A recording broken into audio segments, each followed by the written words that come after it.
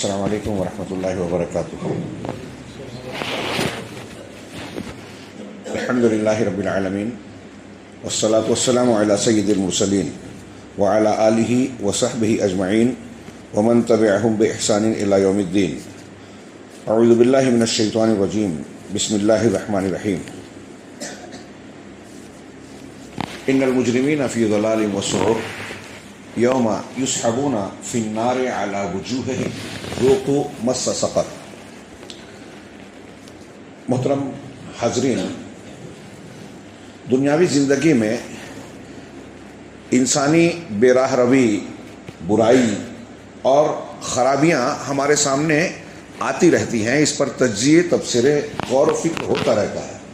ایک موٹی سی بات جسے ہر کوئی بآسانی سمجھتا ہے کہ کسی بھی سطح پر ایک انسان جب بے قابو ہوتا ہے، اصولوں، ضابطوں، نیکیوں کا دامن چھوڑ دیتا ہے، تو اس کی ایک بڑی وجہ یہ ہوتی ہے کہ اسے اپنے اوپر کسی کا ڈر نہیں ہوتا، ذمہ داری کا احساس نہیں ہوتا، جواب دہی کا خوف نہیں ہوتا۔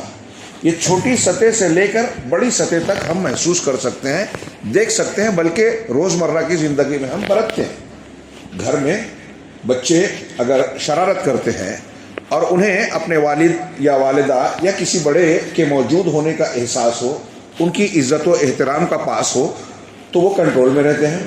جیسے ہی انہیں معلوم پڑتا ہے کہ ہمارے والد صاحب گھر میں موجود نہیں ہیں، تو ان کے رویے میں کچھ نہ کچھ فرق پڑ جاتا ہے۔ اب یہ بچوں کی شرارت اور مزاج پہ منحصر ہوتا ہے وہ کس درجے کے ہیں، کہ اپنے آپ کو آزاد سمجھ کے کیا کیا کر بیٹھتے ہیں۔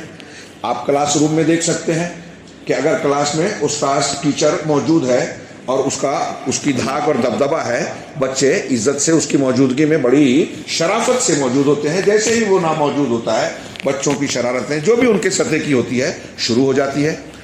ہم زندگی کے عام معاملات میں دیکھ سکتے ہیں، سماج اور معاشرے میں، کہ معاشرے میں بہت سارے لوگ بہت ساری اچھائیاں برائیاں کرتے ہوئے نظر آتے ہیں۔ جب ان میں ڈر پیدا ہوتا ہے تو وہ ان برائیوں سے رک جاتے ہیں۔ ہمارے عدالتوں میں سیاست کے، یعنی پارلیمان، ممبران پارلیمان ہوں، منسٹر ہوں، منتری جن کو کہا جاتا ہے، یا اسمبلی کے اور جو ہے ریاستی سطح کے ذمہ داران ہوں، افسران ہوں، ایجنسیز کے لوگ ہوں، ان کے اندر جب یہ بات دیکھی جاتی ہے کہ وہ اصول ضابطوں سے ہٹ کر کوئی غلط کام، غیر اصولی چیز، غیر منصفانہ کام کر رہے ہیں، کسی کمزور پر ظلم کر رہے ہیں، تو عام طور سے لوگ تبصرہ کرتے ہیں کہ انہیں کسی بات کا ڈر نہیں، احساس سے جواب دہی نہیں ہے، اس لیے یہ ظلم کر رہے ہیں کہ ہم غلط فیصلہ بھی کریں گے، جج ہے تو کیا ہوا، ہمارے اوپر کوئی پکڑ نہیں۔ ابھی الیکشن کمیشن کے بارے میں کہا جا رہا ہے، قانون بنا دیا گیا کہ اس پر کوئی کیس قانون نہیں ہوگا، کرمنل معاملہ نہیں ہو سکتا، اس لیے وہ جو الزامات چل رہے ہیں، میں وہ سیاسی معاملہ نہیں چھیڑنا چاہتا ہوں، سمجھانا چاہ رہا ہوں مثال دے کر، کہ کہا جاتا ہے کہ جب اس کو یہ ڈر نہیں رہا کہ میں کچھ بھی کر لوں پکڑا جاؤں گا، تو وہ چوری والے معاملات آج کل بہت سنائی دیتے ہیں، گردش کر رہے ہیں۔ یہ جو احساس جواب دہی کا نہ ہونا، کسی ڈر کا نہ ہونا، انسان کو بے لگام بناتا ہے۔ اس کا تذکرہ قرآن مجید میں اللہ رب العالمین نے فرمایا۔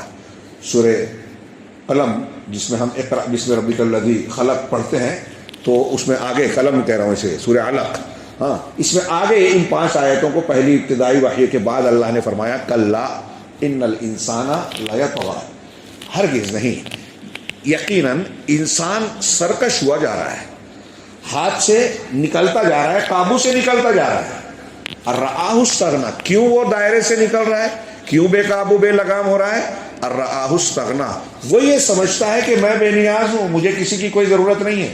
جھگڑے لڑائی ہوتی ہے تو کبھی کبھی اپنے آپ کو دوسرے کو کہتے ہو کہ کیا تیری ضرورت نہیں ہے، مطلب تیری ضرورت نہیں ہے تو میرا کچھ بگڑے گا نہیں۔ ایسے ہی انسان اللہ اور اصولوں کے تعلق سے رویہ اختیار کرتا ہے کہ ہمیں اس کی ضرورت نہیں ہے، ہمارے پاس طاقت ہے، قوت ہے، دولت ہے، اقتدار ہے، ہمارا گروپ ہے، خاندان، رشتہ دار ہے، کسی کی ضرورت نہیں ہے، میں کچھ غلط بھی کر لوں تو کوئی حرج نہیں۔ الرآہ استغنی، اپنے آپ کو بے نیاز سمجھتا ہے نہیں۔ میں اور آپ یا کوئی بھی یہ نہیں کہہ سکتا مجھے کسی کی ضرورت نہیں ہے، ہم سراپا محتاج ہی محتاج ہیں، اور اللہ کے محتاج ہیں، جانے سمجھے نہ مانے الگ بات ہے۔ یا ایھا الناس انتم الفقراء الی اللہ، اے دنیا کے لوگو تم سب کے سب اللہ کے محتاج ہو، فقیر ہو، ہاں واللہ هو الغنی الحمید، اللہ بے نیاز اور حمید ہے، قابل تعریف ہے، اس میں کوئی کمی نہیں ہے، ہمارے اندر تو کمی ہی کمی ہے۔ تو اللہ نے کہا کہ کلا ان الانسان لیطغی، انسان قابو سے باہر ہوا جا رہا ہے، سرکش ہوا جا رہا ہے، اور رآہ استغنی، کیوں کہ وہ اپنے آپ کو بے نیاز سمجھتا ہے۔ ہاں کلا ان الی ربک الرجعی، لیکن ایسا ہے نہیں کہ وہ بے نیاز ہے اور بچ جائے گا، جواب دہی کا معاملہ نہیں ہوگا، بلکہ اس کے پروردگار کی طرف ہی اس کو لوٹنا ہے۔ احساس جواب دہی کا ایک علاج اللہ نے یہاں ایک جملے میں ارشاد فرمایا، اور قرآن میں ہمارے ایمانیات میں اس کی تفصیلات بھری پڑی ہیں کہ یہ بات یاد رکھیے، آپ اپنے آپ کو بے قابو جو بنائے جا رہے ہو اور اپنے آپ کو سمجھتے ہو کہ بے نیاز ہوں، تو دائرے میں آ جائیے، اس غلط فہمی سے اپنے آپ کو باہر نکالیے، اسے فراموش مت کیجیے۔ آپ کو پروردگار کی طرف لوٹنا ہے، وہ جانتا ہے، وہ دیکھ رہا ہے، ہر چیز کو شمار کر رہا ہے، وہ ظلم نہیں کرتا، وہ ہر ایک کو بدلہ ضرور دے گا۔ ہاں اللہ تبارک و تعالیٰ نے یہ بیان کیا، اور قرآن میں ہمارے ایمان کی ایک بنیاد کے تعلق سے پوری تفصیل آپ کو بہت جگہ بار بار دہراتی ہوئی نظر آئے گی، اور مجھے ایسا لگتا ہے کہ ہماری اور آپ کی تربیت کرنی ہے، ہمارے دلوں کو، اعمال کو، سوچ و فکر کو قابو میں رکھنا ہے، وہ چاہے ہم پڑھے لکھے ہوں یا عام انسان ہوں، کسی بھی سطح اور کسی بھی میدان کے ہوں، ہمیں اس سبق کو بار بار دہرانا چاہیے، کیونکہ ہمارے پروردگار نے اسے دہرایا ہے۔ قرآن مجید میں توحید کے بعد جو مضمون آپ کو بہت زیادہ، سب سے زیادہ ملے گا، میں سمجھتا ہوں آخرت کا ذکر، موت کا، آخرت کا، برزخ کا، قیامت کا، جنت و جہنم کا، غیبیات میں اس کا خوب خوب خوب ذکر کیا گیا ہے، اس لیے کہ یہ ہمیں سدھارنے کی والی چیز ہے، اور یہ ہمارے ایمان کی بنیادوں میں سے ایک بنیاد ہے، 6 بنیادوں میں سے۔ الایمان بیوم الآخرہ، آخرت کے دن پر دوبارہ اٹھائے جانے پر، اس میں ہم کو جانا ہی ہے، وہ آگے آئے گی، ہم اسے دور سمجھتے ہیں، اللہ رب العالمین نے کہا وہ دور نہیں ہے، انہم یرونہ بعیدا ونراہ قریبا، یہ کافر اس عذاب کو، قیامت کو دور سمجھتے ہیں، ہم اسے قریب سمجھتے ہیں۔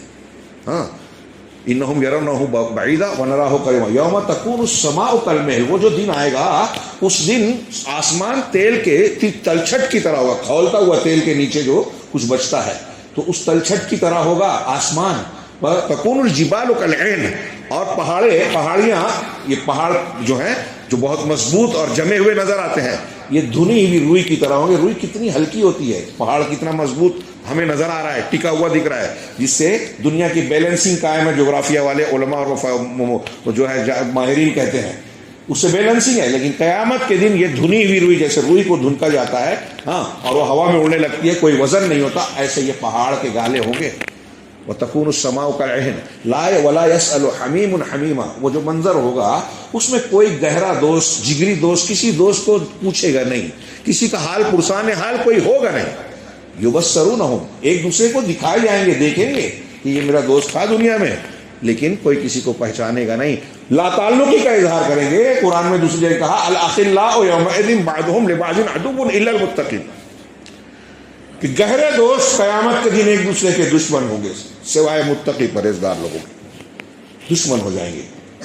جب اللہ نے اس نے کہا یبصرونہم، ہاں آگے کہا یود المجرم لو یفتدی من عذاب یومئذ ببنیہ، مجرم آدمی یہ چاہے گا، یود چاہے گا، پسند کرے گا کہ اس دن کا جو عذاب ہوگا اس کے بدلے میں اپنے بیٹے کو فدیہ میں دے دے۔ اولاد جس کے لیے ہم مرے جاتے ہیں، محبت ہوتی ہے، ہونی بھی چاہیے، فطری ہے، لیکن شریعت کے دائرے میں اولاد کو اس کا مستقبل بنانے کے نام پہ اس کا مستقبل تباہ کرتے ہیں۔ آج کتنے والدین، کتنے سرپرست اسے حرام کھلاتے ہیں، گناہ کا راستہ بتاتے ہیں، توحید نہیں سکھاتے، دین نہیں بتاتے جو اس کو جنت میں لے جائے، تو دشمنی کر رہے ہیں دوستی۔ یہ دنیا جو آپ بنا بھی دیں، بہت بڑی پراپرٹی ترکہ چھوڑ بھی دیں، اس سے تو وہ بھی چھوڑ دے گا، آخرت کی زندگی تو طے ہے۔ کیا ہم میں سے اور آپ میں سے کوئی اس دنیا میں برداشت کرتا ہے کہ میرے بچے کو زخم آئے، چوٹ پہنچے، دکھ ہو، تو اس دکھ کو پریشان کر سکتے ہیں جس کو بار بار اللہ نے یاد دلایا، تذکیر کی، اور کہا اس کو بھولو مت کسی بھی قیمت پر، یہ تم سے دور نہیں ہے، اس کا سامنا کر کے رہنا ہے تمہیں۔ لیکن وہاں مجرم کس طرح ہوگا؟ یود المجرم لو یفتدی من عذاب یومئذ ببنیہ، مجرم یہ چاہے گا کہ اس دن کے عذاب کے بدلے میں اپنے بیٹے کو فدیے میں دے دے، وہ صاحبت ہی واقعی اپنی بیوی اور اپنے بھائی کو دے دے، وہ فصیلت التی تؤویہ، اور اپنا وہ گھر خاندان جس میں وہ رہتا تھا، جو اس کا ٹھکانہ تھا، جو اس کو ٹھکانہ دیتا تھا دنیا کے اندر جہاں ہم رہتے ہیں، وہ پورا لے لے۔ اللہ کہے گا ومن فی الارض جمیعا، دنیا میں جو ہے سب لے لے، ثم ینجی، اور پھر اسے چھوڑ دے، اس کو نجات دے دے۔ کلا، ایسا ہوگا نہیں۔ انہا لظا، وہ بھڑکتی ہوئی ہے، بھڑکتا شعلہ ہے جہنم کی آگ، نزاعۃ للشوا، چمڑیوں کو کھینچ لینے والی، جھلسا دینے والی۔ یہ جہنم تک پہنچ گئے۔ اللہ نے دنیا سے ہی ہم کو تذکیر کی۔ ایک منظر ایسا کئی جگہ ہے، سورہ واقعہ کے آخر میں ہے، ذرا سا اپنے آپ کو وہاں رکھیے۔ ہاں، یہ جو اللہ نے کے ارشادات ہیں بار بار پڑھیے۔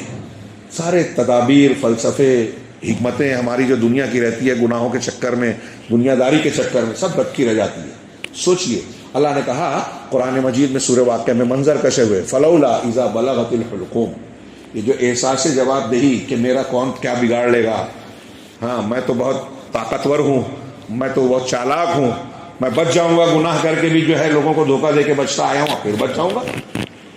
تو تم جو ایسا سمجھ رہے ہو، کفار سے بھی خطاب ہے، اور وہ مومن مسلمان جو اسلام تو رکھتے ہیں لیکن آخرت کو بھولے بیٹھے ہیں، وہ بھی اس میں مخاطب میں ہے۔ اللہ نے کہا فلولا اذا بلغت الحلقوم، اگر تم کو ایسا لگتا ہے کوئی پوچھنے والا نہیں ہے تو اس تناظر میں سوال ہو رہا ہے، تو ایسا کیوں نہیں کہ جب تمہارے نرخرے تک جان پہنچ جاتی ہے، گلے میں جان اٹک جاتی ہے، ہمارا اپنا کوئی رشتہ دار ہو، والد ہو، والدہ ہو، سگا بھائی ہو، بیوی ہو، شوہر ہو، کوئی قریبی رشتہ دار بستر مرگ پر ہے، جان اٹکی ہے، سکرات کا عالم ہے، اللہ تعالیٰ اس منظر کو یاد دلا رہا ہے۔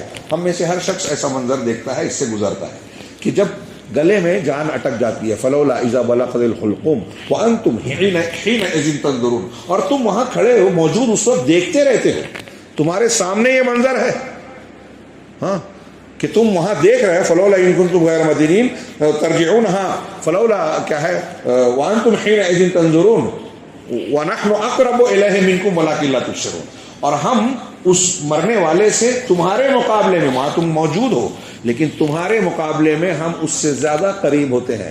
یعنی اللہ اپنے علم اور قدرت کے اعتبار سے ہر بندے کے قریب ہے، یا پھر اللہ کے وہ فرشتے جو جان نکالنے کے لیے اللہ کے حکم سے آ رہے ہیں، روح قبض کرنے آ رہے ہیں ہمارے اپنے رشتہ دار کے، قریبی کے، تو اس کے تمہارے مقابلے میں اس سے ہم زیادہ قریب ہوتے ہیں، وَلَكِنْ لَا تَنظُرُونَ، لیکن تم دیکھ نہیں پاتے۔ فلولا ان کنتم غیر مدینین، اللہ کا یہ جملہ ہمارے ہوش ٹھکانے لگانے والا ہے اگر ہم غور کریں کہ ایسا کیوں نہیں ہوتا کہ اگر تم کسی کے ماتحت نہیں ہو، کسی کے زیر فرمان نہیں ہو، کوئی تم کو بدلہ دینے والا، پکڑنے والا، حساب لینے والا نہیں ہے، ایسا تم سمجھ رہے ہو، اگر ایسا نہیں ہے اور سارا پاور طاقت تمہارے اندر ہے تو ایسا کیوں نہیں ترجعونہا ان کنتم صادقین، اگر تم سچے ہو، تمہارے پاس پاور قوت ہے، تو اس مرنے والے کو روک کیوں نہیں لیتے، لوٹا کیوں نہیں لیتے؟ اس کی روح نکل گئی تو واپس کیسے نہیں لا پاتے؟ اللہ تبارک و تعالیٰ نے کہا کہ ہر مرنے والا، یہ جو ہے سورہ مومنون کی ایک جگہ آیت ہے، انہا، وہ کہے گا حتی اذا جاء احدہم الموت، کہ جب ان میں سے کسی کے پاس موت آتی ہے۔ یہ قرآن کے ارشادات ہیں، ہمارے رب کا فرمان ہے، ہماری تنبیہ اور تذکیر کے لیے ہے، سدھارنے کے لیے ہے۔ اگر ہم اس کو سمجھے واقعی سدھر جائیں گے۔ دنیا کا کوئی قانون کسی کو نہیں سدھارتا، اللہ کا ڈر سدھارتا ہے، اللہ کے اوپر ایمان، آخرت پر ایمان، یہ اللہ نے اسی کو حتی اذا جاء احدہم الموت قال رب ارجعون، موت کا وقت جب آتا ہے کسی کے پاس، کہتا ہے پروردگار تھوڑا واپس کر دینا، تھوڑی اور مہلت دے دینا۔ اور جگہ ہے قرآن میں سورہ منافقون کے آخر میں، ہاں، تو اللہ کہے گا، وہ کہے گا لعلی اعمل صالحا فیما ترکت، تو جو تھوڑی مدت مجھے اور دے دے گے نا، تو جو میں نے چھوڑ رکھا تھا وہ نیک عمل اب کروں گا، سنت پر عمل کروں گا، بدعت نہیں کروں گا، گناہ نہیں کروں گا، نشے بازی، زناکاری، بدکاری، دھوکہ دہی، جھوٹ، غیبت، چغلی، قرآن حدیث کی مخالفت نہیں کروں گا، اب نیک عمل کروں گا۔ رب العالمین تھوڑا ٹائم دے دے، میری موت کو ٹال دے، ہاں، لعلی اعمل صالحا فیما ترکت۔ اللہ تعالیٰ کہہ رہا ہے کلا، ہرگز نہیں، یہ نہیں ہو سکتا۔ جو وقت، موت کا وقت مقرر ہے نا، اس سے کائنات کی کوئی طاقت ایک لمحہ، ایک سانس آپ کی آگے پیچھے نہیں کر سکتی۔ جو اللہ نے طے کیا ہے وہ آ گیا تو آ گیا۔ اللہ نے کہا کلا انہا کلمۃ ہو قائلھا، یہ ایک کلمہ ہے، یہ ایک بات ہے بس جس کو وہ کہنے والا ہے۔ وَمِن وَرَائِهِمْ بَرْزَخٌ إِلَىٰ يَوْمِ يُبْعَثُونَ، اور ان کے بعد جب مر جائیں گے، اور جو مر گیا اس کی قیامت قائم ہو گئی. ہم سوچتے ہیں قیامت بہت دور ہے، اللہ کہہ رہا ہے قریب ہے. اور جو اللہ قریب کہہ رہا ہے، جو آنے والی ہے، جس دن اسرافیل سور پھونکیں گے، اور جو منظر کشی اللہ نے کی، وہ تو بہت دور ہے ہمارے اعتبار سے، لیکن ہماری موت آ جائے تو ہماری قیامت قائم ہو گئی. مات فقط قامت قیامت ہو. اللہ کے رسول صلی اللہ علیہ وسلم سے کسی نے دیہاتی نے پوچھا، صحیح مسلم میں حضرت عائشہ کی روایت ہے کہ وہ آگے پوچھتے تھے متی الساعہ، قیامت کب ہوگی اللہ کے رسول؟ تو آپ مجلس کے سب سے چھوٹے بچے کی طرف اشارہ کہتے ہیں کہ ان یعش ھذا، اگر یہ بچہ زندہ رہا، ویدرکہ الحرم، حرم، اور اس کو بڑھاپا پہنچے، تو اس کے بوڑھا ہونے سے پہلے یہاں جتنے لوگ بڑی عمر کے موجود ہیں سب کی قیامت قائم ہو جائے گی. سوچ لیجئے، یہاں بھی ایک بچہ چھوٹا بیٹھا ہوا ہے، سوچئے کہ یہ بوڑھا ہو، 60-70 کی عمر کو اگر پہنچے گا تو ہم کہاں رہیں گے؟ ہم مر چکیں گے اور ہماری قیامت قائم ہو جائے گی. تو اللہ تعالیٰ کہہ رہا ہے کہ اس کے بعد، اس موت کے بعد جو قیامت قائم ہوئی، ایک برزخ ہے، رکاوٹ ہے. اب یہ برزخی زندگی قبر میں گزرے، سمندر میں ڈال دیا جائے، کسی اور شکل میں پرندے کھا گئے ہوں کسی لاش کو، یہ سب وہ قیامت کے قائم ہونے تک برزخ کا پیریڈ کہلاتا ہے. تو ان کے بعد برزخ ہوگی الی یوم یبعثون، اس دن تک کے لیے جب انہیں اٹھایا جائے گا. اب اس اٹھائے جانے والے دن کے جو نقشے کھینچے ہیں یہاں جو آگے بیان کیا جا رہا ہے، وہ اور جو اللہ نے قرآن میں بیان کیا ہے، دل دہل جاتا ہے اگر ہم ایمان کے ساتھ پڑھیں. سرسری طور سے ایک کان سے سن کر ایک کان سے اڑا دینے والا سنتے ہیں. یا یہودیوں کے بارے میں جو اللہ نے کہا کہ وجعلنا قلوبہم قاسیہ، کہ ہم نے ان کے دلوں کو سخت بنا دیا. علامہ ابن قیم کہتے ہیں کہ یہ قساوت قلبی، دل کی بہت سی بیماریاں قرآن نے بیان کی ہے، قرآن حدیث سے سب سے بڑی بیماری قساوت ہے. قساوت قلبی کیا ہے؟ کہ ہم نصیحت کی باتیں، ذکر تذکیر کی باتیں، جنت و جہنم کی باتیں جو اللہ نے بیان کی ہے، جو دلوں کو پگھلانے جھنجھوڑنے والی ہیں، ان کو سنتے ہیں، کوئی اثر نہیں ہوتا. یہ عذاب ہے دنیا میں. یہ میں نہیں کہہ رہا ہوں، قرآن حدیث کی باتیں کہہ رہی ہے. یہ اس شخص کے لیے، اب ایک کافر حق کو سنے. ابو جہل نے بھی اللہ کے نبی صلی اللہ علیہ وسلم کی تذکیری باتیں، قرآن کی تلاوتیں سنی. ابو بکر صدیق نے بھی سنی. کس نے مانا، کس نے نہیں مانا، کس کا فائدہ، کس کا نقصان، کس کا کیا درجہ ہے، محسوس کیجیے. اب ہم مانتے نہیں مانتے، قرآن کو سن کر اثر قبول نہیں کرتے، تو یہ ہماری بدقسمتی، محرومی اور سب سے بڑی محرومی ہے. یہ تو اللہ تبارک و تعالیٰ نے یہ نقشہ کھینچا، فَإِذَا نُفِخَ فِي الصُّورِ فَلَا أَنْسَابَ بَيْنَهُمْ. اب إِلَىٰ يَوْمِ يُبْعَثُونَ کا ذکر کیا کہ جب اٹھائے جائیں گے اس دن تک، تو اس کے بعد کہا پھر جب سور میں پھونکا جائے گا تو پھر ان کے درمیان کوئی انصاب، نسب کی جمع، کوئی رشتہ داریاں نہیں رہ جائے گی کہ چلو اس رشتے، وہ میرا فلاں ہے، وہ ڈھما ہے، وہ والد ہے، وہ بیٹا ہے، وہ شوہر ہے، وہ فلاں ہے. حضرت ابراہیم کا کہ ابا بولے آزر کہ وہ میرا بیٹا تو امام ابو الانبیاء ہے. حضرت نوح علیہ السلام کا کافر بیٹا جو ڈوب گیا تھا، وہ کہے کہ میرے ابا تو نبی تھے. لوط علیہ السلام کی بیوی جو کانت من الغابرین، ہلاک ہونے والی میں سے تھی، وہ کہے کہ میرے شوہر تو نبی تھے. یہ کام آ جائیں گے. ابو طالب، اللہ کے نبی صلی اللہ علیہ وسلم کے والدین، سوچیں کہ میرے تو بیٹے جو ہیں، اور میں نے جن کا ساتھ دیا تھا، وہ تو سید المرسلین، خاتم النبیین، شفیع المذنبین یوم القیامہ اللہ نے جو بتایا ہے. تو کوئی ٹینشن کی بات نہیں ہے. نہیں، ان کے درمیان انصاب اور نسب، رشتہ داریاں نہیں رہ جائے گی. اس نفخ فی الصور والا جو منظر کھینچا، یعنی جمعہ کے خطبہ بھی اس ہفتہ اسی ٹاپک کے حوالے سے دیا، تھوڑا سا الگ انداز میں. تو اس میں یہ آیت میں نے شروع میں پیش کی، سورہ حج کی. اللہ تعالیٰ نے سورہ حج کا آغاز کیا. اس میں دہرائیے اسے. میں جانتا ہوں سب پڑھ چکے ہیں، بہت مرتبہ سن چکے ہیں، پھر دہرائیے اور اپنے آپ کو اس منظر میں لے جائیے. میں بول رہا ہوں، یہ کہہ رہے ہیں، یہ چھوڑ دیجیے. اللہ کہہ رہا ہے اور اس منظر پر غور کیجیے اللہ نے کھینچا ہے. یا ایھا الناس، اے لوگو دنیا کے، اتقوا ربکم، اپنے رب سے ڈرتے رہو. ان زلزلۃ الساعۃ شیء عظیم، یقیناً قیامت کا زلزلہ بہت بڑی چیز ہے. کوئی چھوٹی موٹی معمولی چیز سمجھو مت، سن کے اڑا مت دینا. بہت بڑی چیز ہے. کیسی چیز ہے؟ یوم ترونہا، وہ دن جب تم اسے دیکھو گے، تذہل کل مرضعۃ عما ارضعت، کہ اس دن ہر دودھ پلانے والی اپنے دودھ پیتے بچے کو، یا دودھ پینے والے بچے کو سے غافل ہو جائے گی. دنیا میں آپ دیکھیں، مشاہدہ کریں، اگر ایک ماں کے پاس اس کا چھوٹا بچہ ہے، گود میں ہو یا پاس میں کھیل رہا ہو، کوئی خطرہ محسوس ہو، کوئی چیخ چنگھاڑ ہو، تو سب سے پہلے اپنے بچے کو اپنے گلے میں، اپنے باہوں میں سمیٹتی ہے اور لے کے بھاگتی ہے، کوشش کرتی ہے کہ مصیبت آ بھی رہی ہے تو مجھ پر آ جائے، بچہ بچ جائے.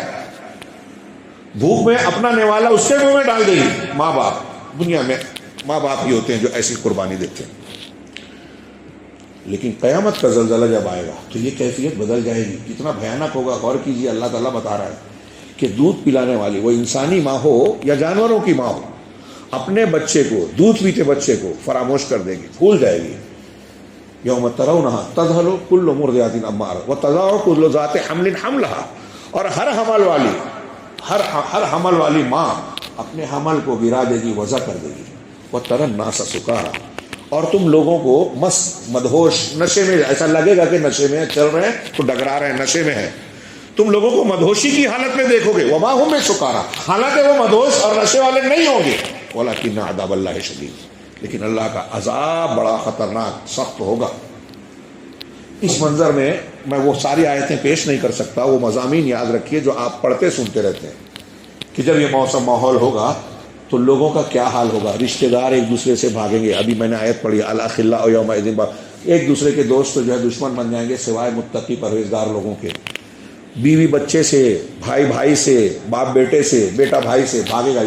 یوم یفر المرء من اخیہ وامہ وابیہ وصاحبتہ وبنیہ. دل کو پھاڑ دینے والا ارشاد ہے کہ جس دن آدمی اپنے بھائی سے، اپنے ماں باپ سے، اپنے بیوی بچوں سے، سب سے بھاگے گا. لیکن امرئ منھم یومئذ شأن یغنیہ. ہر ایک کی حالت ایسی ہوگی ایک دوسرے سے. عام لوگوں کی بات چھوڑیے، انبیاء کے کلمات جو حدیث شفاعت میں کہا، حضرت آدم، حضرت نوح، حضرت ابراہیم، حضرت نوح، حضرت موسیٰ اور حضرت عیسیٰ علیہ السلام کے پاس جب لوگ جائیں گے تو سب یہ کہیں گے کہ آج میرا پروردگار اتنا غضبناک ہے کہ نہ پہلے ہوا نہ بعد میں ہوگا. نفسی نفسی نفسی، میرا نفس میرا نفس میرا نفس.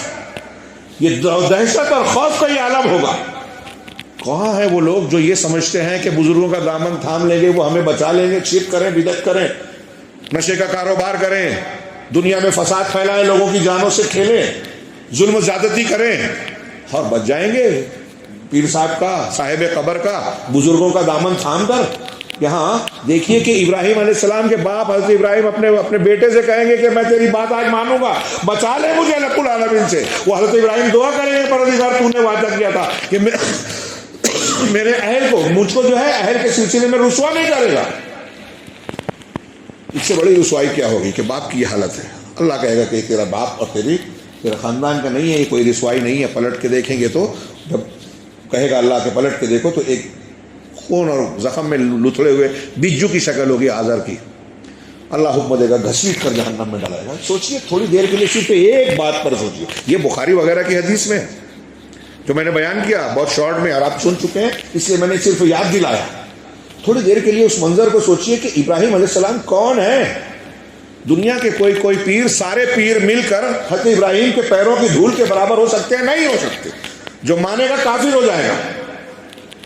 انبیاء کرام میں درجات ہے، سب سے اعلیٰ درجہ جناب محمد رسول اللہ صلی اللہ علیہ وسلم کا، پھر اس کے بعد حضرت ابراہیم کا. ابو الانبیاء خلیل الرحمان باپ کو نہیں بچا پائیں گے جہنم سے.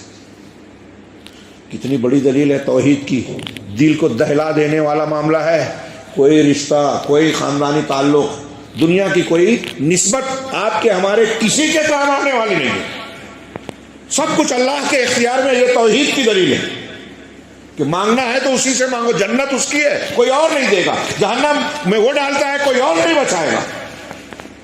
اسی سے مانگنا ہے. اور اس نے جو راستہ بتایا ہے اسی طریقے اور راستے سے ملے گی چیزیں. دوسرے راستے پہ وہ چیز نہیں ملے گی جو اللہ نے بتایا کہ یہاں یہ نہیں ہے. خیر، یہاں جو میں نے منظر کشی کی اس تناظر میں اللہ نے کہا کہ جب قیامت میں سور پھونکا جائے گا تو اب ان کے درمیان کوئی نسبت، کوئی نسب نہیں رہے گا اس دن. وَلَا يَتَسَاءَلُونَ، اور نہ ایک دوسرے کو پوچھیں گے کیا حال ہے، کچھ کام آ جاؤں.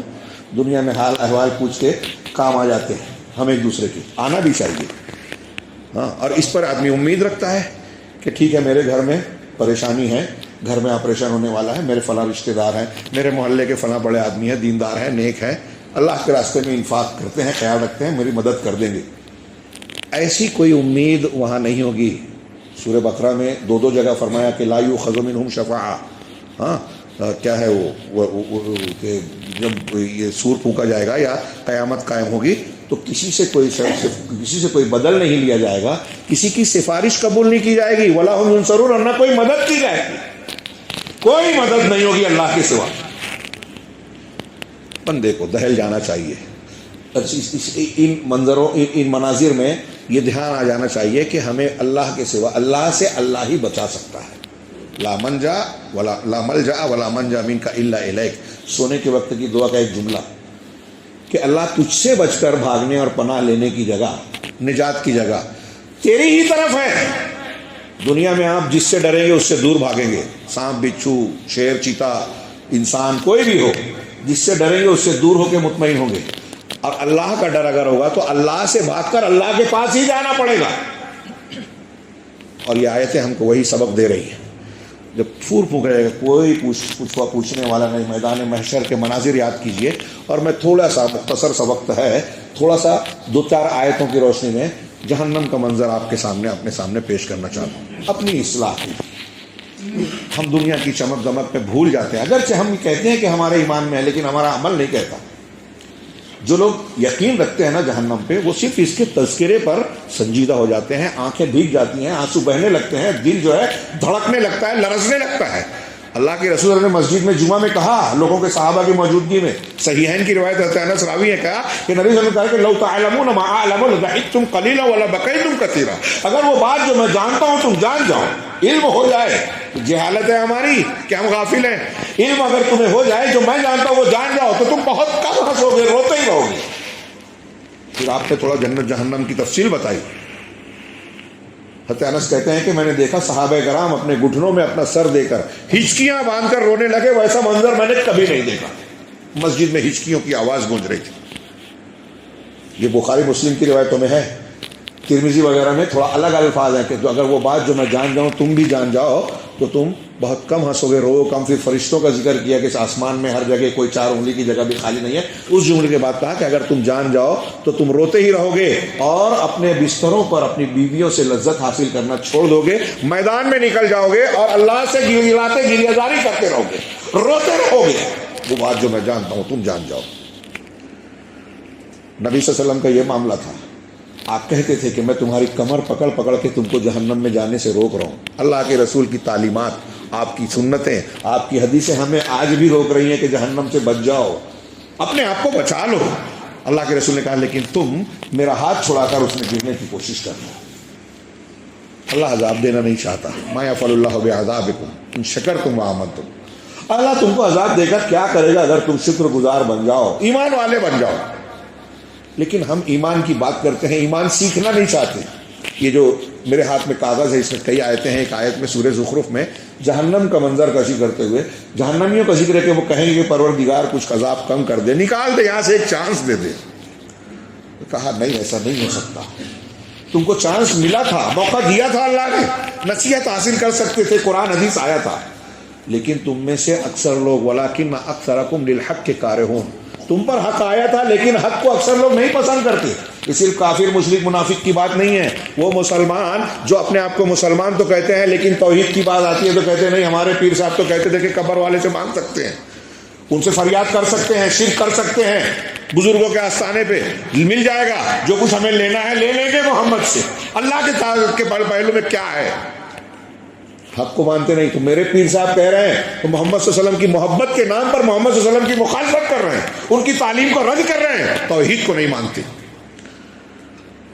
تو ان سے بھی یہ خطاب ہے کہ حق ان کو پسند نہیں آتا، قرآن حدیث یہ کہہ رہی ہے لیکن میرے پیر صاحب میرے مولوی تو یہ کہتے ہیں مجھے حق نہیں اچھا لگتا، میرے دماغ میں یہ حدیث نہیں آتی، مجھے حق قرآن حدیث سمجھ میں نہیں آتا، مجھے فلاں چیز شریعت کی سمجھ میں نہیں آتی۔ ہاں پیر صاحب یہ کہتے ہیں، ہاں امام کا یہ قول اور اجتہاد ہے، میں نے خواب میں یہ دیکھا، مجھے فلاں چیز اچھی نہیں لگتی، دین اور شریعت کی تعلیم ہے لیکن اچھی نہیں لگتی۔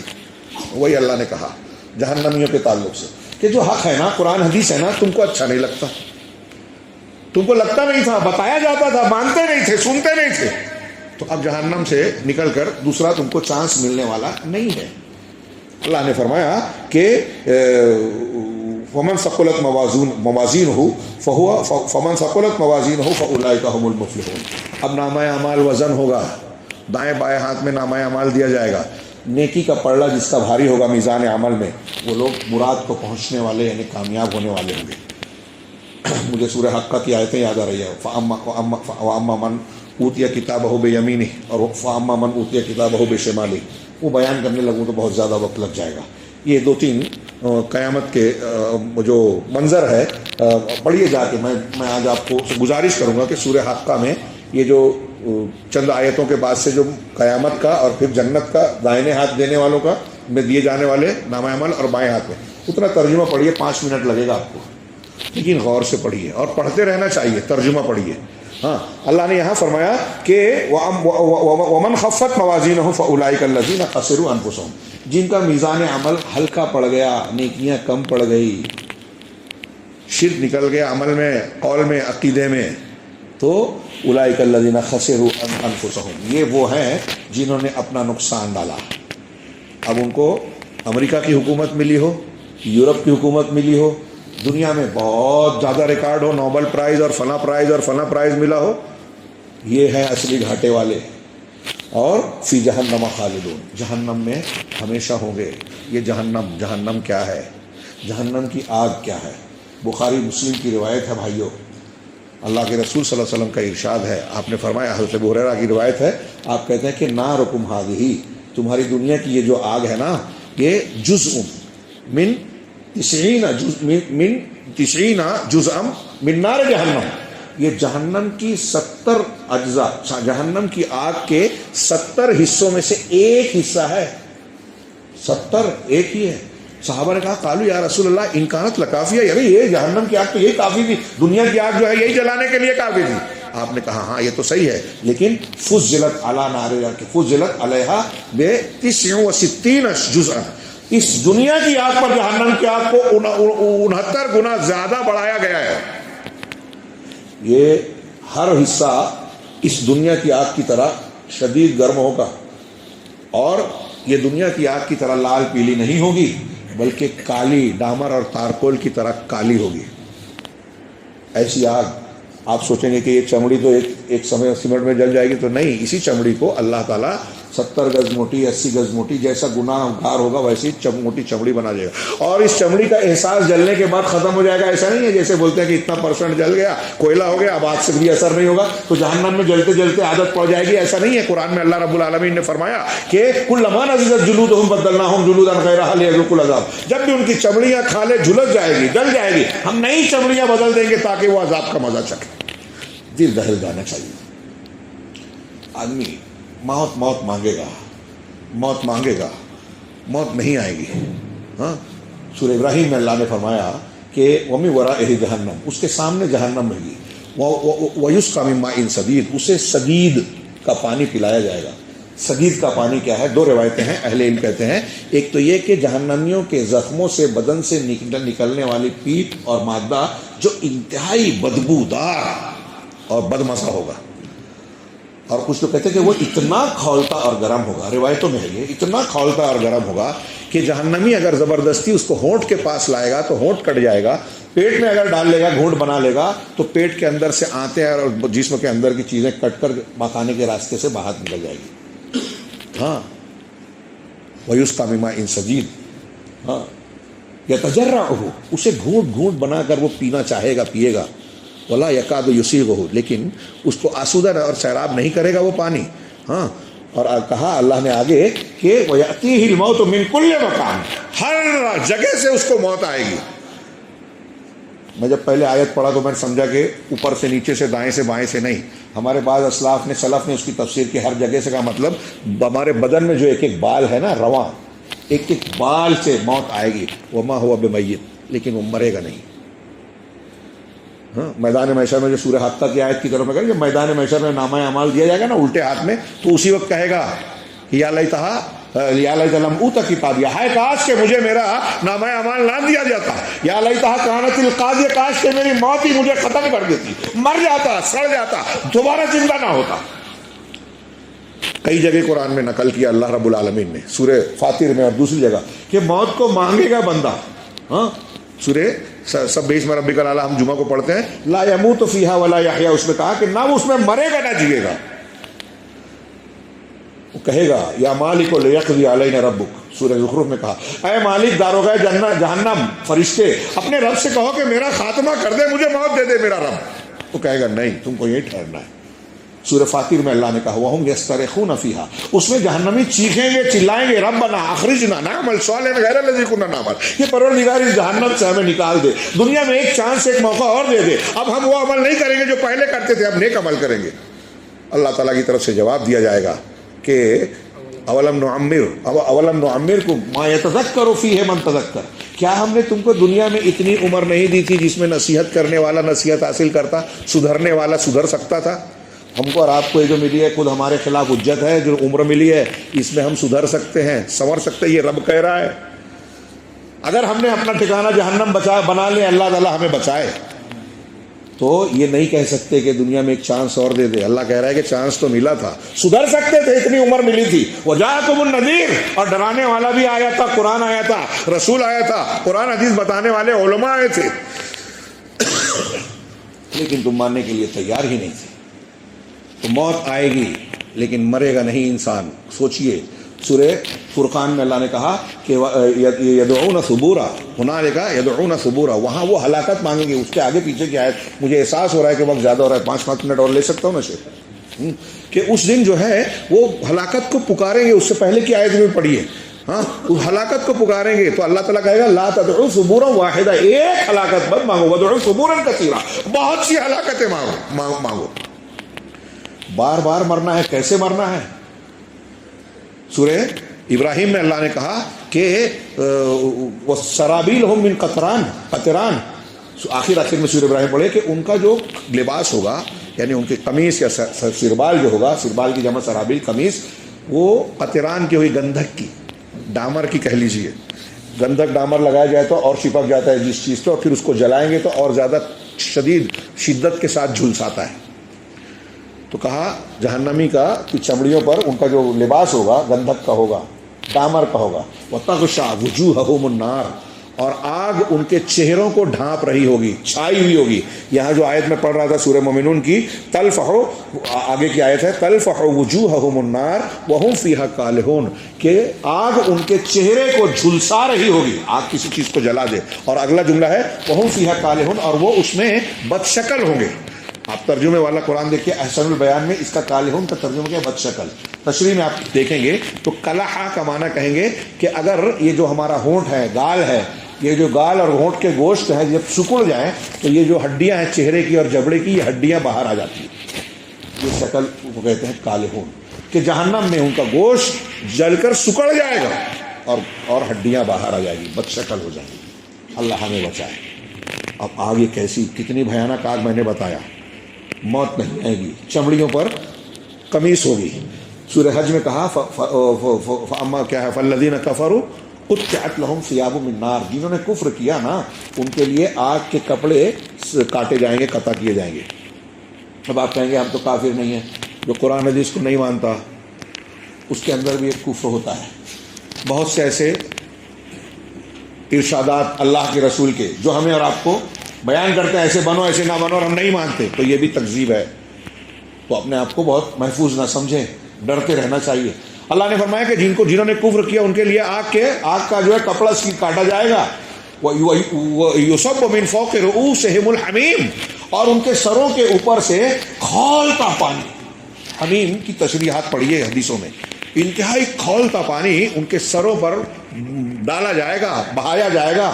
یُسْحَرُ بِهِ مَا فِي بُطُونِهِمْ وَالْجُلُودُ، اس کھولتے پانی سے جو سر پر ڈالا جائے گا، ان کے پیٹ کے اندر جو چیزیں ہیں اور ان کی کھالیں، چمڑیاں، یہ دونوں کے دونوں پگھل کر کٹ کر یہ گریں گی۔ وَلَهُمْ فِيهَا مَقَامِعُ مِنْ حَدِيدٍ، اور جہنم میں ان کے لیے ہتھوڑے، لوہے کے ہتھوڑے ہوں گے۔ ہماری دنیا کی طرح نہیں، وہ بہت خطرناک۔ كُلَّمَا أَرَادُوا أَن يَخْرُجُوا مِنْهَا مِنْ غَمٍّ أُعِيدُوا فِيهَا ذُوقُوا عَذَابَ الْحَرِيقِ، جب بھی وہاں سے نکلنا بھاگنا چاہیں گے تو اس ہتھوڑے سے ان کو مار کر واپس پلٹایا جائے گا اور کہا جائے گا کہ یہ جلنے کا عذاب کا مزہ چکھو۔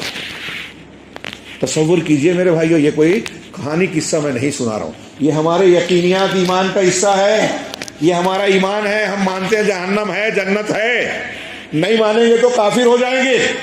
یہی جہنم صحابہ نے مانی تو ان پر کیا اثر پڑا. عمر فاروق، ابوبکر صدیق کتنے اعلیٰ تھے. اللہ کے رسول صلی اللہ علیہ وسلم سے 12 زبان سے آپ کے جنت کا بشارت سنی، لیکن عمر فاروق کہتے ہیں ابو موسیٰ اشعری سے، بخاری کی لمبی روایت پڑھی ہے کہ کاش قیامت کے دن اللہ مجھے جنت نہ دیتا، مجھے جہنم سے نجات دے دیتا، اس سے بچ جاتا. خلیفۃ المسلمین بننے کے بعد رات میں گشت لگا رہے. آج کوئی چھوٹا سا عہدہ پا جاتا ہے، غرور میں مبتلا ہوتا ہے، چھوٹوں کو کمتر سمجھتا ہے، ان کے حقوق مارتا ہے اور بے فکر رہتا ہے. عمر فاروق بستر چھوڑ کے، گھر چھوڑ کے رات میں گشت لگا رہا ہے. کوئی بھوکا تو نہیں ہے میری سلطنت میں، میری رعایا میں. پوچھا جاتا تو کہتے کہ اگر کسی جانور کو ظلم پر ظلم ہوا، قیامت کے دن اللہ نے پوچھ لیا کہ تو تیری حکومت میں ایسا ہوا تو کیا جواب دوں گا. یہ احساس جواب جو میں نے شروع میں کہا، یہ احساس جواب دہی قیامت کے عقیدے سے پیدا ہوتا ہے کہ ہمیں دوبارہ زندہ ہونا ہے. اللہ رب العالمین کی پوری قدرت ہوگی. اس دن سارے آسمان زمین اللہ کے ہاتھ میں ہوں گے، لپٹے ہوئے ہوں گے، اور وہ کہے گا کہ میں ہوں بادشاہ، کہاں ہے زمین کے ظالم و جابر لوگ. اور اس وقت جو اللہ تعالیٰ فیصلہ کرے گا، فَمَن يَعْمَلْ مِثْقَالَ ذَرَّةٍ خَيْرًا يَرَهُ وَمَن يَعْمَلْ مِثْقَالَ ذَرَّةٍ شَرًّا يَرَهُ. جو ذرہ برابر بھی نیکی کرے دیکھے گا، خیر کرے، جو ذرہ برابر برائی کرے دیکھے گا، اور برائیوں کا پلڑا بھاری ہوگا تو یہ جہنم اس کا ٹھکانہ ہوگا. جس میں سب سے ہلکے عذاب والے کے بارے میں اللہ کے رسول کا ارشاد ہے، احون الناس عذابا یوم القیامہ رجل یوضع فی اخمص قدمہ جمرتان، کہ سب سے ہلکے عذاب والا قیامت کے دن وہ شخص ہوگا جس کے پیروں کے نیچے جو ہے آگ کے 2 انگارے رکھے جائیں گے. ہاں، وہ یرا انہ اشد الناس عذابا، وہ ایسا سمجھے گا، اس کو لگے گا کہ مجھے سب سے خطرناک، سب سے سخت عذاب دیا جا رہا ہے، وہ احونہم عذابا، حالانکہ وہ سب سے ہلکا ہوگا. میں نے ایک جملہ چھوڑ دیا کہ اس کے پیروں کے نیچے جو ہے جو انگارے رکھے جائیں گے، یغلی بہما دماغہ، اس کے اثر سے اس کے دماغ کی ہڈی کھولے گی، ابلے گی، مرے گا نہیں. تھوڑی دیر کے لیے سوچئے میرے بھائی، یہ سب سے ہلکا اور کس کو ہوگا؟ اللہ کے رسول اللہ کے سگے چچا ابو طالب کو. بہت ساتھ دیا محبت کی، ایمان نہیں لایا، اتباع نہیں کی. میں اس بات کو کہتا ہوں، شیخ محمد عبد الوہاب نے بڑا پیارے انداز میں اس کو بیان کیا ہے کہ آج ہم مسلمان اللہ کے رسول سے محبت کا دعویٰ کرتے ہیں. ابھی ربیع الاول میں کچھ لوگوں نے محبت بتائی، اب کوئی محبت نہیں ہے. سنت رسول بتائیے، کہا ہمارے امام تو یہ کہتے ہیں، میں حدیث میں عمل نہیں کروں گا. اللہ کے رسول اس سے منع کیے تھے، جو آپ کر رہے ہو نہیں مانتے تو کیسی محبت ہے؟ ابو طالب نے، اب میرا سوال ہے یہاں حاضرین سوچئے، ان سے پوچھئے جو یہ ایسی محبت کرتے ہیں کہ ابو طالب کو اللہ کے رسول صلی اللہ علیہ وسلم سے محبت تھی کہ نہیں تھی؟ ان کے لیے ابو جہل اور وقت کے جو کفار مکہ کے بڑے بڑے سرداران سے ان سے ٹکرا رہے تھے، کٹ گئے تھے. شیب ابی طالب میں ساتھ دیا رسول اللہ صلی اللہ علیہ وسلم کا، تو محبت تھی، مگر رشتہ داری والی محبت تھی، دنیا والی محبت تھی، دین والی نہیں تھی، اتباع اور ایمان والی نہیں تھی. تو اللہ تعالیٰ ان کو اس محبت کے باوجود جو وہ رشتہ داری کی بنیاد پہ کرتے تھے جہنم میں ڈالے گا. قرآن حدیث سے ثابت ہے. رافضی نہیں مانتے، وہ غلط کہتے ہیں کہ ابو طالب علی کے باپ ہے، کیسے جہنم میں جائیں گے؟ ہاں جائیں گے. قرآن یہاں یہی تو بتایا جا رہا ہے کہ اگر ایمان نہیں ہے تو رشتے سے کوئی فرق نہیں پڑتا. وہ ابراہیم علیہ السلام کے والد ہوں، نوح علیہ السلام کا بیٹا ہو، نبی کریم صلی اللہ علیہ وسلم کے والدین ہو، سگا چچا ہو.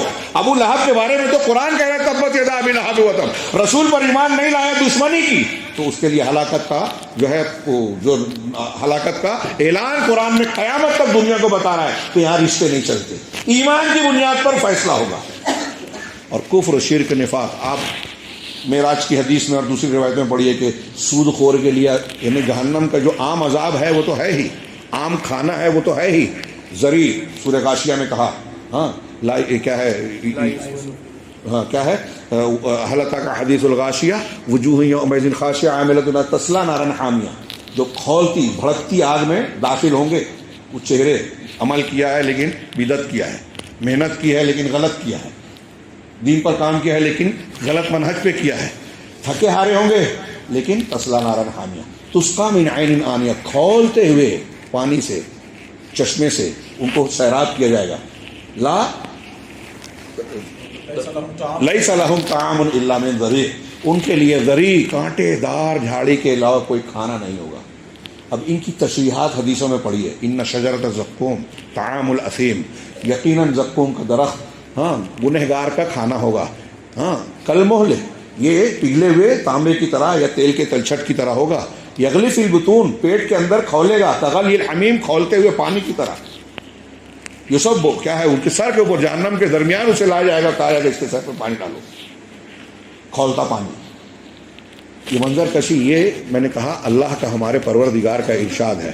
اب اس میں عرض کر رہا تھا کہ یہ تو عمومی طور سے یہ کھانے، جہنم کے طبقات، حاویہ ہے، حطمہ ہے. ابھی میں نے کہا کپڑے سلے جائیں گے. سورہ اعراف میں کہا لہم من فوقہم کیا ہے، من فوقہم لہم من جہنم من مہاد ومن فوقہم غواش. ان کے لیے جہنم میں آگ کا بچھونا ہوگا اور آگ کا ہی اوڑھنا بھی ہوگا. سورہ زمر میں ذلل کہا کہ ان پر آگ کا سائبان ہوگا. سورہ کہف میں کہا احاط انا اعتدنا للظالمین نارا احاط بہم سرادقها. ظالموں کے لیے ہم نے آگ تیار کر رکھی ہے. اس آگ کا ٹینٹ، پردہ، کناتے، ترجمہ کرتے ہیں کناتے، جس کو ہم ٹینٹ کہہ لیں. ٹینٹ انہیں گھیرے ہوگا. ٹینٹ آگ کا ہوگا، سایہ آگ کا ہوگا، اوڑھنا بچھونا آگ کا ہوگا، آگ کا کپڑا ہوگا. اور پھر اوپر سے ہی نہیں، اللہ تعالیٰ نے کہا کہ لَيُنبَذَنَّ كَلَّا لَيُنبَذَنَّ فِي الْحُطَمَةِ. اسے حطمہ میں، توڑ پھوڑ دینے والی آگ میں پھینک دیا جائے گا. نبض کا لفظ ہے پھینکنا، پھینکا جائے گا. ہاں، وما ادراک ما الحطمہ. حطمہ کیا ہے تمہیں کیا پتا؟ ہاں، نار اللہ الموقدہ، یہ اللہ کی جلائی ہوئی، روشن کی ہوئی، گرمائی ہوئی آگ ہے. ہاں، التی تطلع علی الافئدہ. اوپر سے آگ، کپڑا آگ کا، یہ آگ کا، وہ آگ کا. اس میں کہا گیا کہ یہ آگ ان کے دلوں تک گھس رہی ہوگی. التی تطلع علی الافئدہ انہا علیہم مؤصدہ. وہ ان پر بند ہوگی. فی عمد ممددہ، لمبے لمبے ستونوں میں ہوگی. کہیں سے نہ بھاگ پائیں گے، نہ موت آئے گی، نہ غائب ہوں گے، نہ عادت پڑے گی. بلکہ اللہ تبارک و تعالیٰ نے کہا کہ جب بھی وہ ٹھنڈی ہوگی ہم آگا فذوقوا فلن نزیدکم الا عذابا. سورہ نبا میں نے سورہ جمعہ میں اس کی آیتیں پیش کی. اللہ نے کہا کہ تم اس کا مزہ چکھو، ہم تمہارے عذاب کے علاوہ کسی اور چیز میں اضافہ نہیں کریں گے. ایک صحابی کہتے ہیں کہ میں نے اس سے زیادہ دہلانے والی آیت قرآن میں عذاب کے سلسلے میں نہیں پڑھی کہ اللہ اس آیت میں کہہ رہا ہے کہ اتنے بھیانک عذاب میں مسلسل اضافہ ہوتا رہے گا، گھٹے گا نہیں. اور یہ بھی کہا لا یفتر عنہم، ان سے یہ چیز، یہ عذاب رکے گا نہیں، بیچ میں گیپ نہیں ہوگا. ہاں، وَهُمْ فِيهِ مُبْلِسُونَ، اور وہ اس میں مایوس ہوں گے. موت تو موت ہو جائے کہ مار دیا جائے گا جنت اور جہنم کے بیچ میں، اور دونوں سے کہا جائے گا جنتی اور جہنم کہ اب تم کو ہمیشہ رہنا ہے، موت نہیں آئے گی. یہ جنتیوں کے لیے خوشخبری ہوگی کہ یہاں ہم کو مرنا نہیں ہے، ساری لذتیں ہمیشہ کے لیے. اور جہنمیوں کے لیے مایوسی اور افسوس اور حسرت کی بات ہوگی کہ اب یہاں سے بچنے کا کوئی چانس ہی نہیں. ایک طرف یہ بھیانک عذاب جس کے بارے میں ہم تصور نہیں کر سکتے. اور میں نے کچھ چیزوں کا ذکر کیا ہے. قرآن پڑھیے، حدیثیں پڑھیے. ہاں، مجرمین کی کھالیں، چمڑیاں، چوڑائی، لمبائی. ہاں، جہنم کے طبقات، جہنم کے کھانے، جہنم کے مشروبات. اس کے بالمقابل جنت. ہاں، میں نے بتایا سب سے ہلکا جہنمی کیسا ہوگا. سب سے ہلکا جنتی اور آخری جنتی جو جنت میں جائے گا، اس کا جو جملہ ہوگا، آخری جملہ، میں بات کو ختم کر رہا ہوں، وہ کہے گا کہ اعطیت لم اعطى احد من العالمین. مجھے وہ کچھ ملا ہے، وہ نعمتیں دی گئی اللہ کی طرف سے جو کسی کو نہیں ملی ساری کائنات میں. سب سے ہلکا جہنمی، لاسٹ. اور اس کے بارے میں آپ روایتوں میں پڑھیں گے بخاری مسلم کی کہ دنیا جتنی بڑی ہے نا، ایسی کئی دنیا کے برابر اس کی جنت ہوئی. لاسٹ والا آخری. ہم اس دنیا کے چکر میں جس میں مرنا ہے، اس جنت کو بھولتے ہیں. دنیا میں کتنا بھی مل جائے آدمی کا پیٹ نہیں بھرتا. لو کان لابن آدم وادیا من ذهب لابتغى ثانی، ہے نا، وادیین بھی ہے، وادیین بھی ہے. دو وادیاں سونے کی مل جائے تو تیسرے کی تمنا کرے گا. ابن آدم کا پیٹ مٹی بھر سکتی ہے. خواہشات، تمنائیں ہماری ختم نہیں ہوتی. لیکن جنتی سے اللہ پوچھے گا کہ کچھ اور چاہیے کیا، تو کہے گا کہ ہماری تو کوئی تمنا آرزو بچی ہی نہیں ہے. جو چاہا تو اس سے بڑھ کے ملا ہے، اب کیا چاہیے. چہرہ روشن کر دیا. جو مانگا، جو چاہا، سب ملا. اور قرآن میں کہا کہ جنت میں سب کو وہ ملے گا جو چاہے گا، وہ ملے گا، اور جس کا وعدہ ہے وہ بھی ملے گا. یہ دو تین باتیں صرف اگر دیکھیں، جنت کی نعمتوں کا ذکر کرنے کا اب ٹائم نہیں ہے. میں صرف جہنم کے مقابلے میں اس کا ذکر ہوں. قرآن کا طریقہ ہے، دونوں کو ساتھ ساتھ ذکر کرتے ہیں عام طور سے. تو اس کا معمولی سا ذکر. جنت وہ جگہ ہے جہاں انسان کی خواہشات ختم ہو جائے گی، تمنائیں. جنت وہ جگہ ہے جہاں سے انسان اکتائے گا نہیں کہ چلو یہاں سے اب تھوڑا چینجنگ کے لیے یہاں سے وہاں چلے. لا یبغون عنہا حولا، سورہ کہف میں کہا. وہاں سے تبدیلی نہیں چاہیں گے. جنت وہ جگہ ہے کہ انسان صرف لذت ہی لذت، آرام ہی آرام، دکھ، غم، تکلیف کچھ بھی نہیں ہوگی.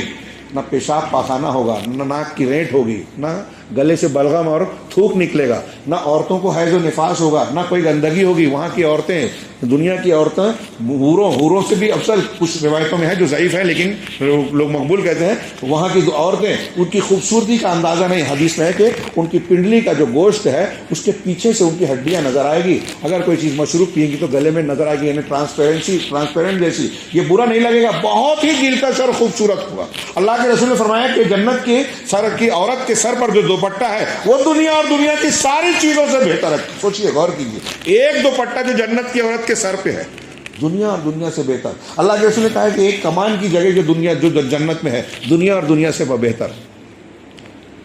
کوئی لذتیں، وہاں کی نہریں، وہاں کے باغات، وہاں کی جو ہے پھل، ہاں اللہ وہ جو وہاں کی بیویاں، حوریں، محل، ایک موتی کا ایک محل، 60 میل لمبا ایک محل جس میں کوئی جوڑ نہیں ہوگا، ایک موتی کا.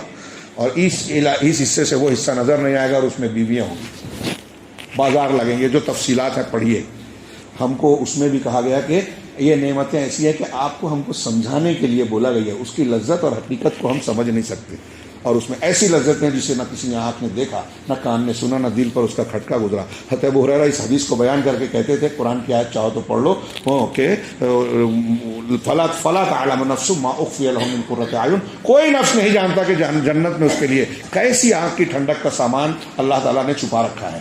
اس کی لذتوں کا ہم تصور، ایک طرف یہ لذتیں ہیں، دوسری طرف وہ بھیانک ٹھکانہ جس کو جہنم کہتے ہیں. اگر ان چیزوں سے ہم چاہتے ہیں کہ خود کو جہنم کی آگ سے بچائیں، اور اللہ نے کہا ہے قوا انفسکم واہلیکم نارا، کہ اپنے آپ کو اور اپنے بچوں کو آگ سے بچا لو. کیسے بچائیں گے؟ تربیت کر کے. تربیت کس چیز کی کرنی ہے؟ صحیح دین سکھانا ہے، صحیح عقیدہ سکھانا ہے. اس کے بغیر نہ آپ، میں اور کوئی بھی دنیا کا انسان، حضرت ابراہیم کے ابا ہوں یا کوئی بھی ہوں، اگر وہ نہیں مانا ہے تو جہنم میں جائے گا. تو پہلے وہ سیکھنا ہوگا. اللہ کے رسول صلی اللہ علیہ وسلم نے اس چیز کو جو سکھایا، تفسیر کا موقع نہیں ہے تو میں صرف ایک دعا بتا دوں اور بات کو ختم کروں. صحیح مسلم میں حضرت عبداللہ بن مسعود کہتے ہیں کہ اللہ کے رسول صلی اللہ علیہ وسلم یہ دعا مانگتے تھے، اور اس دعا میں 4 چیزیں صرف مانگی اللہ تعالیٰ نے، اللہ کے رسول نے اللہ سے.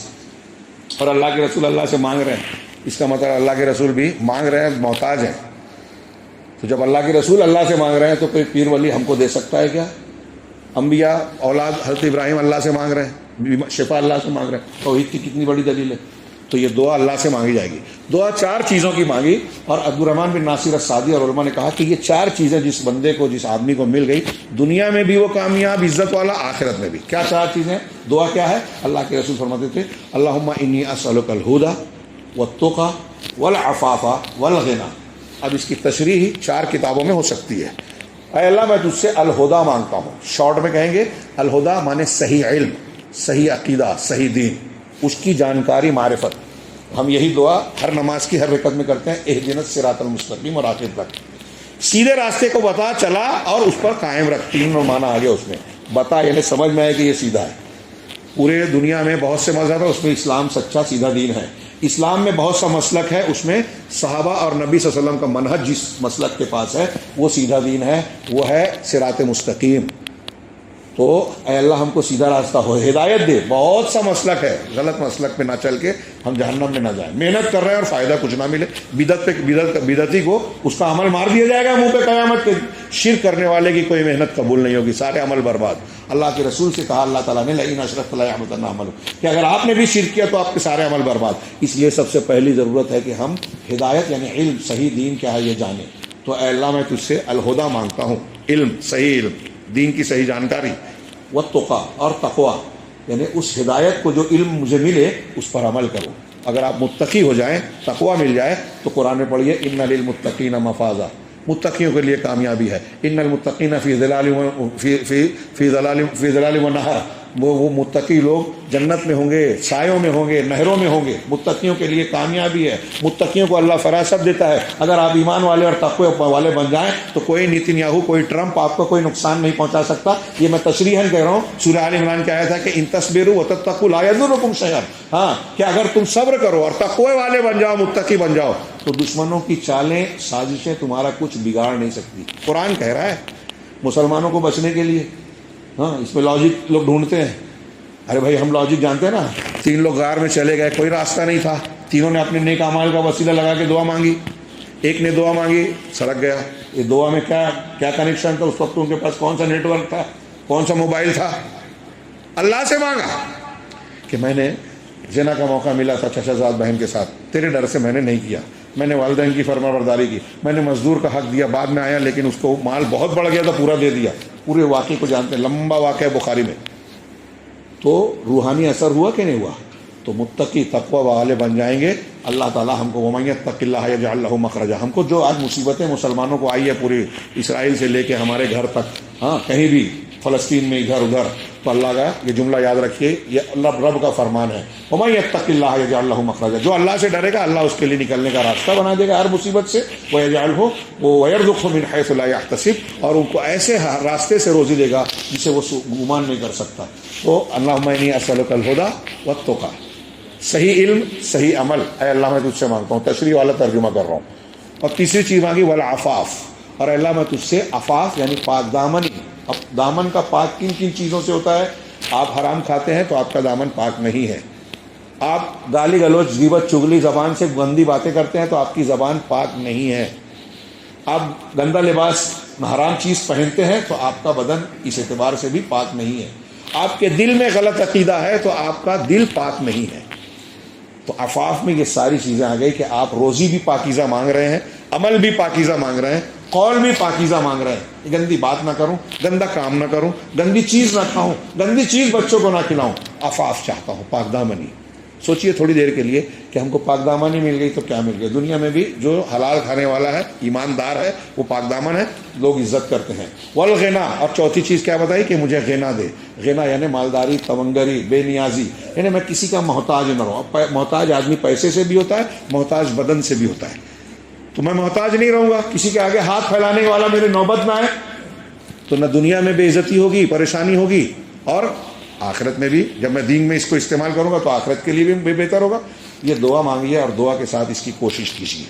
علم کو، تقوی کو اس کے راستے سے سیکھیے. سچے اور صحیح علماء، معتبر علماء سے استفادہ کیجیے.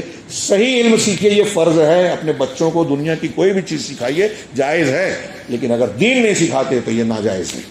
بچیں گے نہیں آپ بھی اور آپ کا بچہ بھی اگر آپ نے انہیں توحید نہیں سکھائی، دین نہیں سکھایا. اللہ رب العالمین سے دعا ہے کہ وہ ہمیں ہدایت عطا فرمائے، ہاں تقوی عطا فرمائے، پاک دامنی عطا فرمائے، اور غنا دے، مالی غنا بھی اور دل کا غنا بھی اور جسمانی غنا بھی. اللہ تبارک تعالی ہمیں ان چیزوں کی برکت سے دنیا کی ہر مصیبت اور فتنے سے بھی محفوظ رکھے. ہمیں، ہمارے بچوں کو، سارے مسلمانوں کو، اور آخرت اور برزخ میں بھی اللہ تعالی ہمیں ہر قسم کے عذاب سے محفوظ رکھے، کامیابی عطا فرمائے. وآخر دعوانا ان الحمدللہ رب العالمین وصلی اللہ علی نبینا محمد. السلام علیکم ورحمۃ اللہ وبرکاتہ. جزاک اللہ خیر، احسن الجزاء.